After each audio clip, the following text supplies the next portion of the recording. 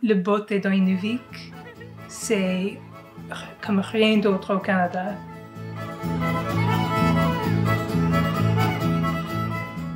Il y a énormément d'événements communautaires. Je vois une communauté qui est très tissée, serrée.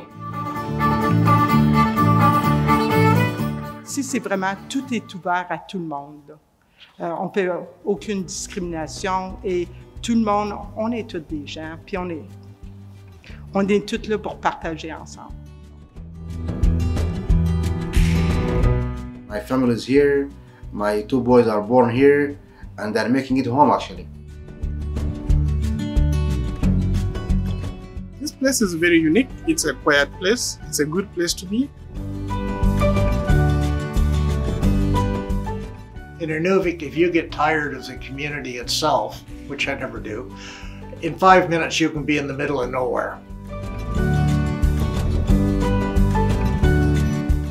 If you truly want to experience natural beauty, Inuvik is the destination for you. Inuvik has a population of about 3,400 residents that is composed of the Gwich'in, which are historically been known as First Nations and Métis peoples. We have the Inuvialuit, which are an Inuit organization. And then we have non-resident or non-Indigenous resident population here in the town of Inuvik. We are a regional center for the Beaufort Delta region that has about 7,000 of the roughly 45,000 residents that are in the Northwest Territories of Canada. We are a regional center, and the major industries is largely government and government positions. However, we possess vast natural resources that are underexplored, and we also have an amazing level of renewable resources and wildlife, such as caribou, geese, fish, and other wildlife that may inhabit this area. We have a very close proximity to the Arctic Ocean, which draws a lot of tourists to this area of the country, in addition to being in a Mackenzie Delta region that is adjacent to the Richardson Mountains, which provide some pretty spectacular views of the local landscape. We're also home to the largest satellite facility in North America. A lot of people don't realize that we actually have 2 satellite facilities. We have a state-of-the-art recreation complex, which has a hockey rink and a swimming pool, as well as a community hall located in it. We're presently just starting construction on a $5 million solar farm to power that rec complex. And just recently we sold over 60 building lots, so there'll be a lot of housing constructed here over the next couple of years, which will go a long way to helping us out. People are welcoming here. We have a huge population of people here from overseas, for example, from Africa, from Asia, from the Arab countries, and they're all made to feel welcome and become part of this community. We have a large Filipino population, for example. We have the most northernmost mosque in Canada. There's quite a story to that getting here too. It came from Winnipeg and was trucked and barged all the way to Inuvik, so it's quite a story. But you find people here don't really care where you came from. They care who you are as a person, and it makes a big difference. From the beginning, when they tell you you're coming to Inuvik, you do not think that I'm gonna see this much of people coming from different background. Okay, I knew people from Sudan, from my home country, they are here, but I would not think in 1 minute that I will find this kind of, or these people from different countries the way I found it. We have Arabs from Arab countries, from the Middle East. We have Sudanese guys from Africa. We have from Egypt, from Africa. I have from Tanzania. We have from Cameroon. We have from Nigeria. We have from from Pakistan. We have from Afghanistan. We have different countries, and we are all living here side by side. To be honest, I know everyone, like whether they're in my field or or on close proximity to where I live. It's just because of being in touch with the public, you know. Airport is a big point to contact people. I pick up people coming to the town, drop them back to the airport. Whoever comes your way, you know who is he or who is she, where does he live. Maybe some person I pick him a couple of times a day or 3 times a day. It could be more than that sometimes. Everywhere is just maybe 5 minutes away from you. Less hustle. That's what a big advantage I like about here. Less hustle. Anywhere you want to go, it doesn't take you more than 10 minutes or 5 minutes at the most 10 minutes. And commuting is easy. Opportunity there is just you have to get the right one for you to carry on, you know.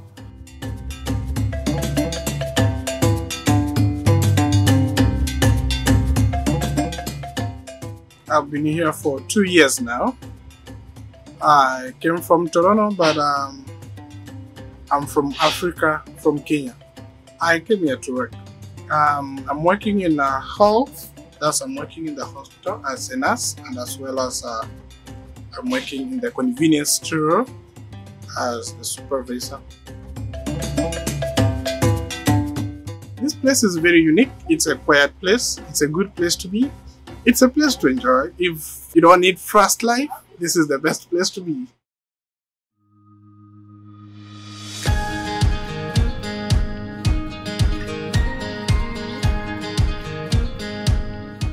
Je suis enseignante à la retraite. Je viens de la ville de Cornwall, Ontario, donc à 45 minutes d'Ottawa, à peu près la même distance de Montréal, donc au plein centre, au centre de l'Est ontarien, qui est très bilingue, francophone. Alors, ça fait au-delà de 2 ans que je réfléchis où j'aimerais demeurer maintenant que je suis à la retraite depuis 5 ans. Et un de mes enfants est venu visiter Inuvik, a adoré et tout de suite a dit « Maman, c'est vraiment l'endroit qui te conviendrait ». Alors, mon fils et moi, on est venus visiter. J'ai rencontré des gens, j'ai vu les lieux. J'ai vu comment facile que c'était aussi de me déplacer sans voiture et ça m'a beaucoup attiré. Aussi, cet endroit que vous voyez, la serre chaude, aussi a été un coup de cœur pour moi. Cette serre fête cette année ses 25 ans et c'est vraiment un lieu de rencontre. Il y a environ 160 lots, donc une centaine de familles qui viennent jardiner ici. Et on voit des enfants, on voit des ados, on voit des personnes plus âgées, on voit des gens de tous les âges et qui viennent, oui, jardiner, partager aussi leurs connaissances et on voit que les gens font ça chacun à leur manière, c'est parfait, c'est ça qu'on aime. Et c'est très intéressant aussi, toutes les activités qui se passent ici à la Serre Chaude. Il y a des ateliers, il y a des temps de partage, il y a des tables de pique-nique tout partout, donc tu peux amener ton goûter, venir manger avec quelqu'un. Ils vont ouvrir un café cet été. Le fait de faire du bénévolat me permet de rencontrer beaucoup de gens, des gens locaux, mais aussi des gens qui viennent travailler ici à Inuvik pour un certain temps ou pour quelques années, ou même qui tombent en amour eux aussi avec l'endroit et demeurent. Alors, je rencontre une variété de gens. Moi, j'ai pas aucune difficulté au niveau du français. Je parle français tous les jours. Je rencontre quelqu'un ou j'habite aussi avec d'autres gens dans une même maison. Donc, aussi des gens qui sont issus des écoles d'immersion, donc qui sont heureux de pratiquer leur français. Donc, l'accès aux services, encore, si on veut un affichage bilingue, oui, on a un affichage bilingue ici dans tous les services gouvernementaux. Oui, l'affichage est bilingue.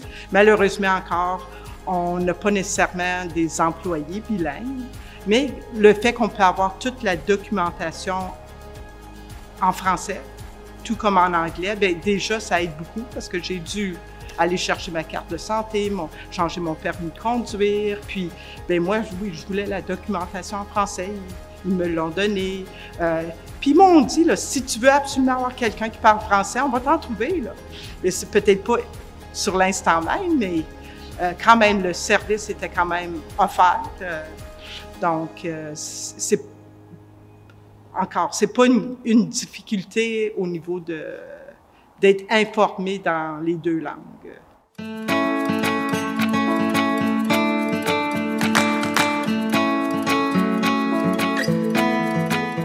Ma retraite aussi, j'ai fait différents petits travaux, là, puis en autre, j'ai travaillé en garderie pendant 1 an et j'ai beaucoup aimé. Puis ça, c'était une chose certaine qu'en venant à Inuvik, que je voulais poursuivre, mais à petite échelle. Donc, et pour moi, c'était important de garder des enfants francophones parce que, encore, c'est ma langue première, c'est la langue dont je suis le plus confortable. Et comme étant enseignante aussi, bien, c'est sûr que ma façon d'approcher le langage, bien, j'aime mieux l'approcher dans ma langue première. Donc, oui, j'ai présentement 2 petits bébés francophones que je garde, mais encore juste à quelques heures par jour, là, donc ça n'occupe pas tout mon temps, c'est ça que je veux. Je veux pas devenir une gardienne à temps plein non plus.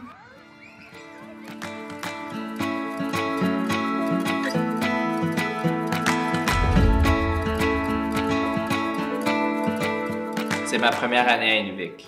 Avant, je vivais à Edmonton et puis avant ça, je vivais au Québec. J'ai toujours été passionné par les cultures des Premières Nations dans l'Arctique. Je me suis intéressé à ces cultures-là assez jeune dans ma vie et puis c'est devenu comme une passion. Et puis très tôt dans mes études, j'ai réalisé à quel point que les communautés dans l'Arctique, un des gros défis, c'est le manque d'enseignants. Alors la réponse est venue assez facile pour moi que de venir ici.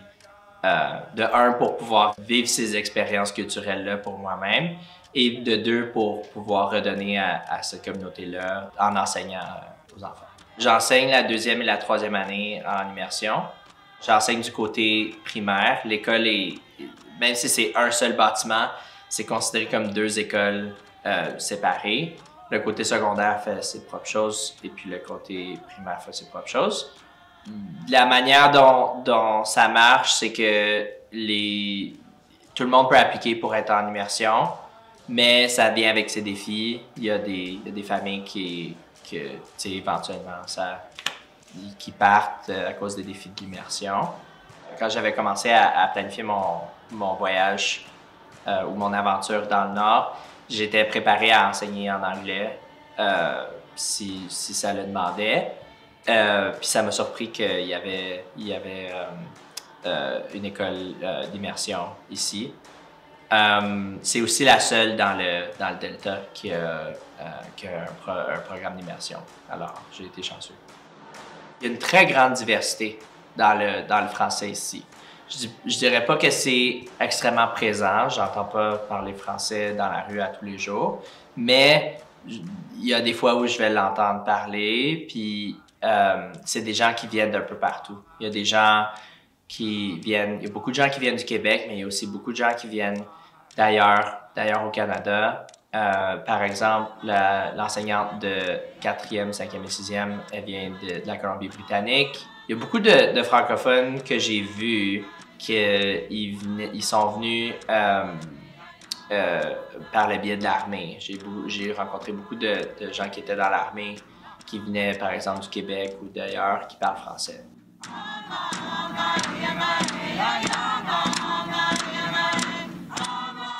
J'ai tellement eu d'occasion cette année de vivre les expériences culturelles que j'avais en tête, puis énormément par le biais de l'école. L'école est tellement ouverte à ce genre d'expérience-là. C'est un de nos grands mandats, c'est d'apporter puis d'inclure les connaissances autochtones à nos élèves, puis pour nous-mêmes aussi. J'ai eu la chance d'aller ramasser des baies avec l'école, mais aussi avec des amis. Les festins communautaires, j'ai pu essayer toutes sortes de nourriture. Il y avait même vivre les phénomènes naturels qui se passent ici, qui sont normales pour les gens qui ont vécu ici toute leur vie. Mais pour moi, ça a tellement été des moments magiques. Par exemple, passer la longue nuit en hiver, de 30 jours que j'ai pas vu le soleil. Et puis, tous les événements qui se passent pendant ce temps-là, on avait les aurores boréales. Toutes les semaines, j'ai vu des aurores boréales.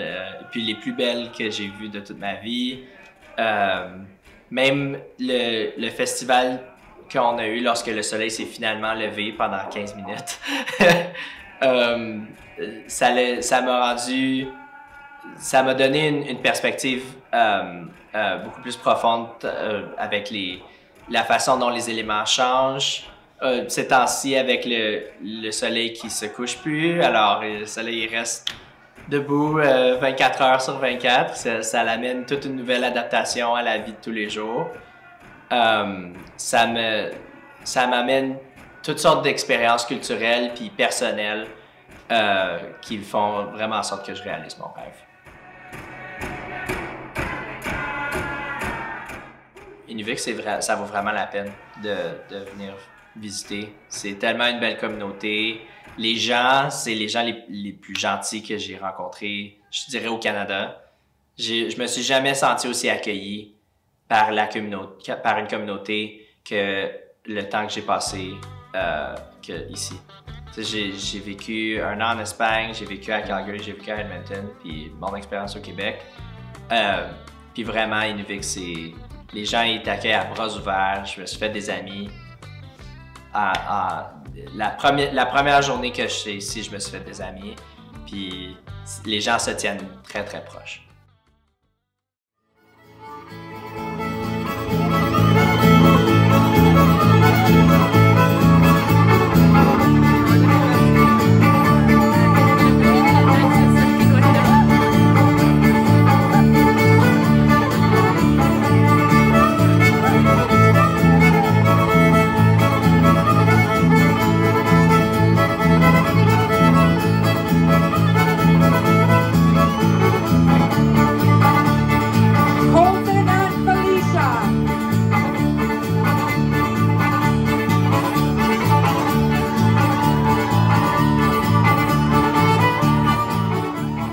Il y a beaucoup de résilience dans le Nord, partout, mais il y a aussi tellement de sagesse puis gentillesse, et c'est où je viens quand je veux sentir plus sécure.